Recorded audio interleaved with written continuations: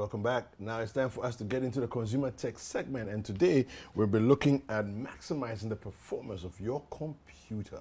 Of course, you know that sometimes people buy computers and they say after a year, they say, I don't understand. My computer has become slow. Yeah. I say, it's not, when I'm clicking that thing, it take a long time. Well, they are very easy. My computer actually, my laptop is like that. So, So, I mean, they are very easy for solutions to these Yeah. things. And Eddie Opoku has joined us in the studio. He's going to help us to get into this conversation and help us to figure out how to maintain our computers over time so that it's always operating at an optimum level. Eddie, you're welcome. Hey, Kuku. Yeah, it's good to have you here. Sir Eddie, why is my computer being slow?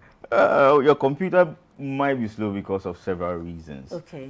I always say that number one, when you are on the market for a computer, you buy the best computer that you can afford at the time. Okay. Okay. Otherwise, every now and then you have to upgrade because the performance is not up to what your skill level demands. So you buy the best computer you can afford at the time. But once you've done that, you have to maintain the computer. So this is the computer so Eddie is the new media manager. So the computer that you, yes, City FM, City TV, the computer that you and Gilbert gave me. It is the best computer.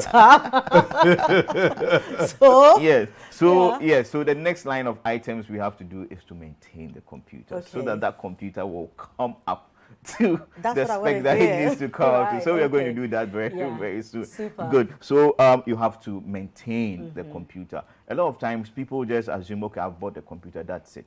But why, in the first place, why is the computer slow? Or why does it feel slow? Because sometimes it is not slow, but your requirement has increased. I mean, let's assume that when you got that computer, all you did was to, go online, check your mails, do a bit of social media, and that's it. But now you have learned how to edit photos, you do a bit of video editing, and now it's not adequate. The performance is still at the level it needs to be. Your skill level has gone up. So your requirements have gone up. So you have to assess that. Then you can also talk about the computer also because of age, because of use. Some things have happened to it and you have to maintain it. So those are the things that basically we are going to talk about. So sometimes you buy a particular computer, performance is solid, your skill set is also at a certain level, but after a while it is just not working as you got it fresh. So some of the things, in Ghana we have a lot of dust, we have a lot of heat and humidity, and all these things have a certain kind of effect on the computers we use. Okay, every computer has a microprocessor that does the hard work. Now as it does that, it needs to be cooled. Okay, heat is the number one enemy of every computer. So it has to be cooled. So most of the manufacturers will put in some heat mitigation tech into it, probably fans usually, and as it's pulling the air through the system to cool the component, it sucks in a lot of air, it sucks in lint and all sort of particles, especially if you're a smoker. If you don't smoke around your computer, smoke, dust kills computers the highest.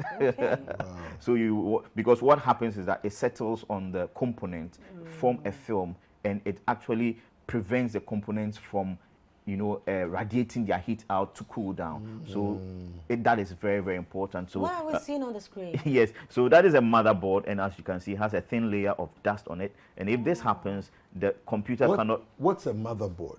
The motherboard is the main component in a computer that has all the other components that the computer will use to do whatever you ask it to do.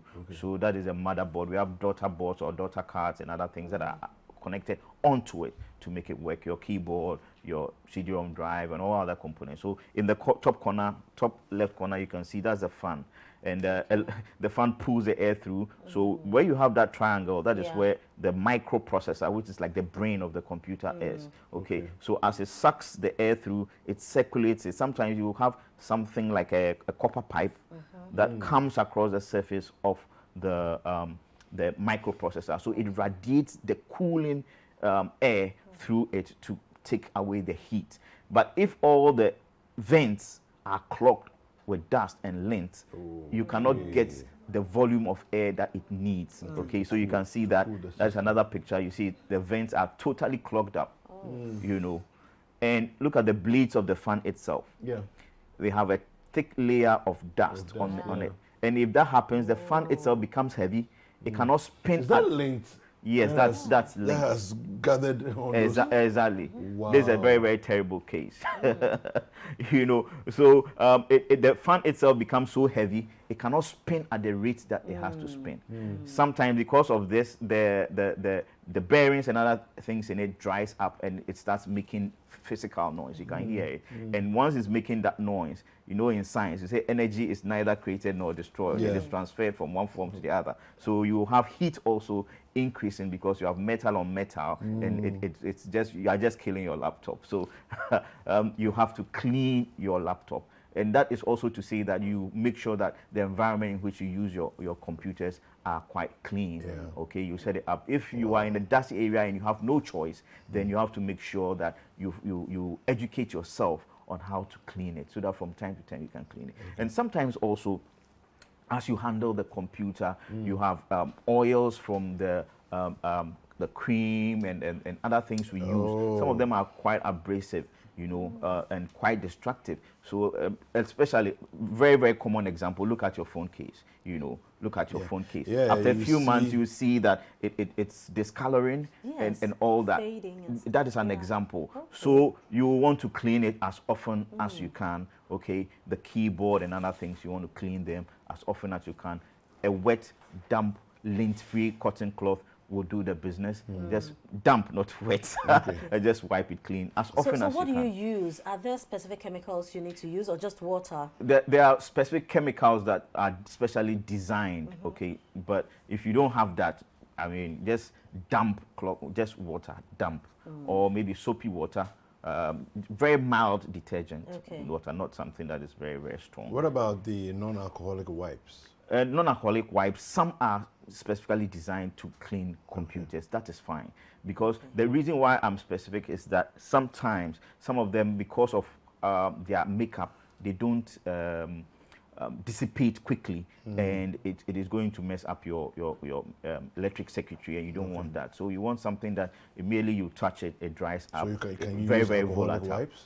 Yes, some alcoholic wipes. Yes, some alcoholic wipes. You know, when you showed us the motherboard and stuff like that, can I clean that myself, or, you know, I can just make sure that the outer of my computer is clean? For most people, that I can do, but stuff inside. Stuff inside is a bit difficult. If you have a compressed air, you know, there are cans that just have normal air compressed into it. So if you have that, you can just blow it through the vents and it's going to do a bit of good. But if it's very, very serious, okay, then you need a technician to help you out. So I would say make friends with somebody who knows their way around Well, devices. you're my friend. How often do we have to do this? It all depends on the environment in which you use these devices. If you are using it in an environment that is very, very dirty, maybe you're an engineer, you are always on the field, then, I mean, every other month or so you have to clean it. Depending on, you have to be observant. I mean, just look around. You know the computer when you got in use as often as possible, okay? Then another thing, we put our laptops in laptop bags and sleeves and other things, okay? A lot of time, one thing that happens is that because of the weight that is applied on the bag, okay, you put books and other things in there, the keyboard comes into contact with the surface of the screen. Now, most modern computers have, the screens are coated with chemicals that reduces glare, okay? So if that happens with time, you see that the keyboards will etch onto the screen, and you don't want that. So also the bags that you put your computer into are also important, and how you generally handle your computer. Let's talk quickly about the software aspect, because the things that slow down. Good.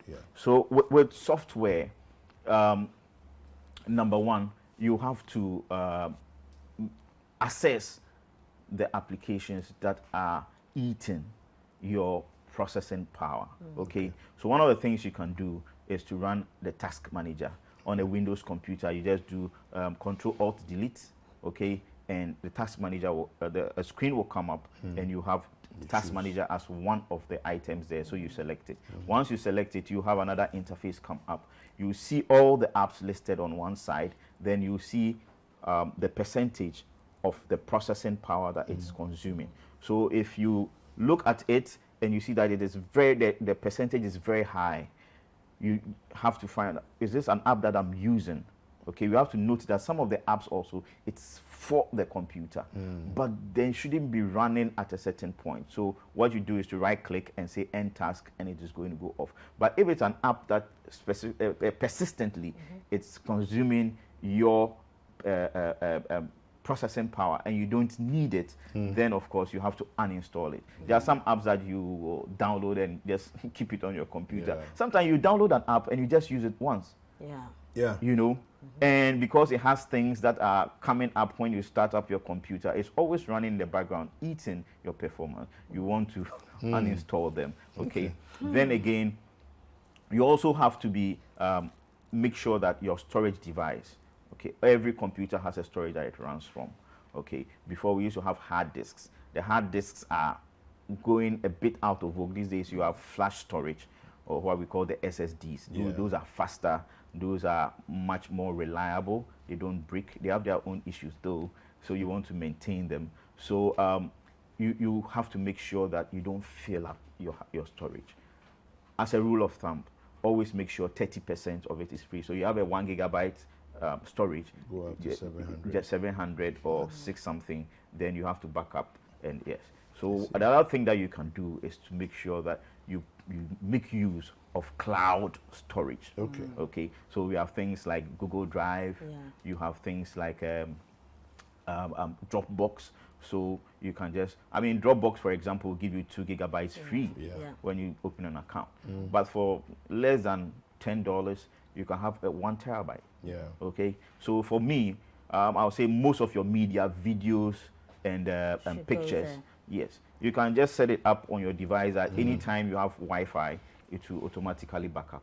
Super. You know, I feel like I've been in an IT class. Thank you very much, Eddie. Thank you very much. But people want to get in touch with you after this conversation. If you want to get in touch with me on Facebook, you can just look for Edward Opoku. On Instagram, it's at Eddie Poku.